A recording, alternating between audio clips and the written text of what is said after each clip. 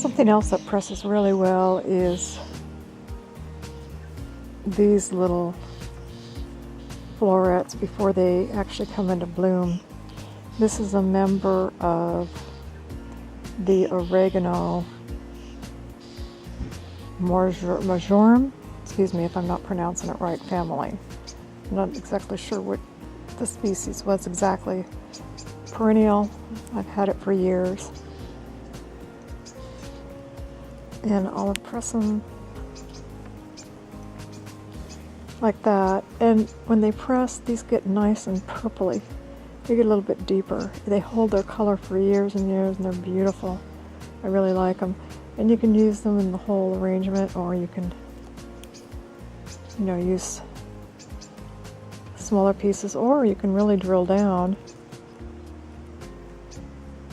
and just use a tiny little floret for miniature arrangements.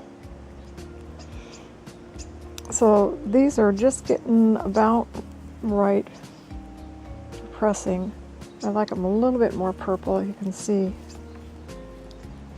Here's what they look like when they start to actually flower. The flowers rise up from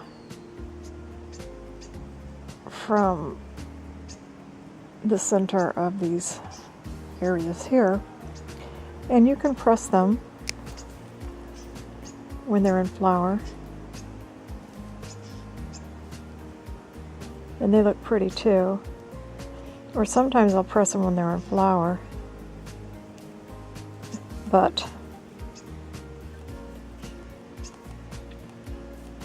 I'll actually pull the flowers off. Sometimes. I mean, it just depends on the look I'm going for. And what I like about that is that you get these little splashes of, put it against the black, you get these little splashes of brighter color. So when they press, it retains that and they look really good. So anyway, check out some of the Spice Family florets, and oftentimes they make really, really good things to press. The leaves also are very nice for pressing. They hold their color for a really long time, and you can get big leaves. You can pick off small leaves. And so you have various different sizes that you can use. These Oxalis are an example of another flower that'll press, but when you do, they'll become very, very sheer. And I usually only press them in profile. I don't use them too much anymore because they are so sheer, but they're interesting nonetheless. Of course, everybody's, or almost everybody's favorite is Pansy. You can press the leaves.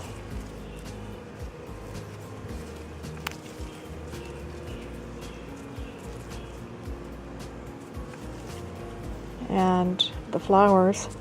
And the best way, in my opinion, to press the flowers is, if you want the stems, press them separately. Because otherwise, in order to get these really nice and flat and looking good, I cut these off here.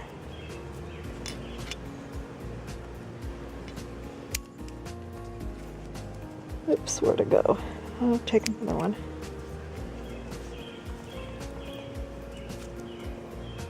Cut them off right here. So they lay flat, and then press them down. I don't have any buds right now because they were all flowered, but anyway, when they're in bud form, you can press them in profile in the bud stage. And sometimes I will even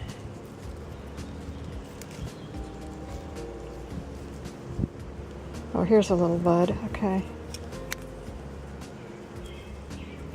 See, the bud there?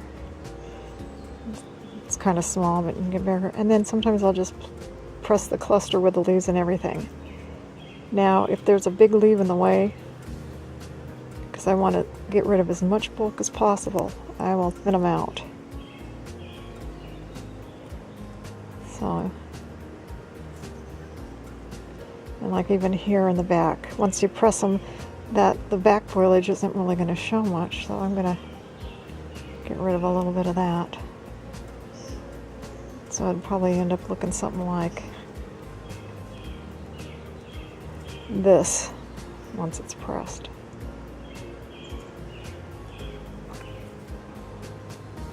Here's some more pansies.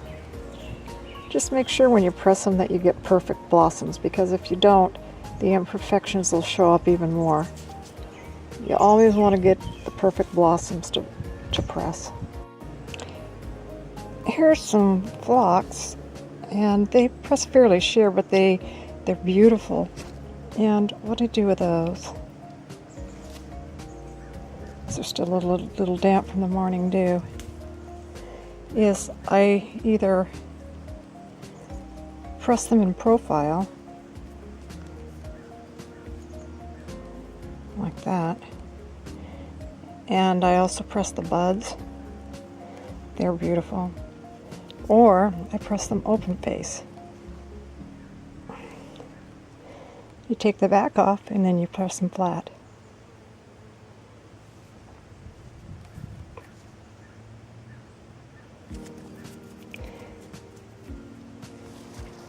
Here's another popular flower. It's the Johnny Jump Up. It's smaller than a regular pansy. Hold their color well. And just like a pansy, I'll take and cut this part off. And then press them flat.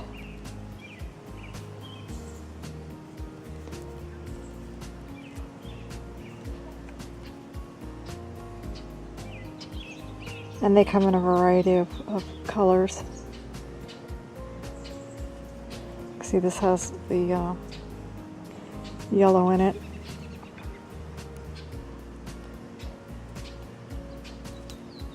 And this one's more purplish. And then here's one.